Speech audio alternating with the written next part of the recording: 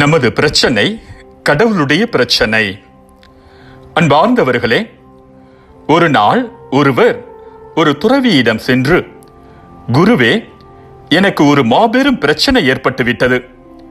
எனது மகன் எனது பேச்சை மீறி அவன் விரும்புகிற ஒரு பெண்ணை திருமணம் செய்து கொள்ளப் போகிறான். நான் என்ன சொல்லியும் அவன் கேட்பதாயில்லை என்று சொன்னார். அதனை கேட்ட அந்த துறவி, என்னை பார், எல்லோரும் என்னை முன்மாதிரியாக வைத்திருக்கிறார்கள். என்னுடைய மகனே இப்படி என் பேச்சை மீறி அவன் விருப்பத்திற்கு ஒரு பெண்ணை மணந்து கொள்ள விரும்புவதாக நீ நினைத்துக்கொள் என்றார். வந்தவருக்கு ஒன்றும் புரியவில்லை. சிறிது நேர மௌனத்திற்கு பிறகு குழப்பத்துடன் துறவியை நோக்கி, அனைவரும் உங்களிடம் தங்களது பிரச்சனைகளோடு வருகிறார்கள். நீங்களும் வழிகாட்டுகிறீர்கள்.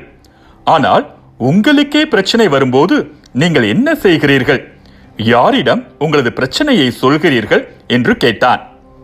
அந்த துறவியும் சிரித்துக் கொண்டே, நான் கடவுளிடம் சொல்லுகிறேன் என்றார். அப்படியா?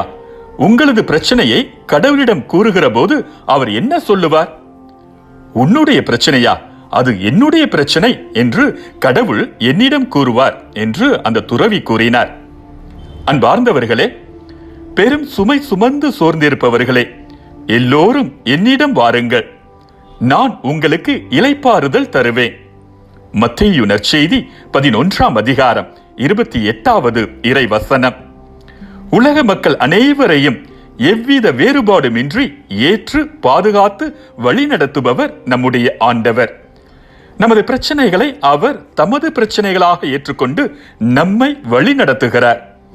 எனவே துன்ப நேரங்களில் நமக்கு யாருமே இல்லை என்று கலங்காது, நமக்காகவே எப்பொழுதும் இருக்கிற நம் ஆண்டவரின் ஆறுதலை பெற்று அகமகிழ்வோம். மீண்டும் மற்றொரு சிந்தனையோடு உங்களை சந்திக்கும் வரை விடை பெறுகிறேன்.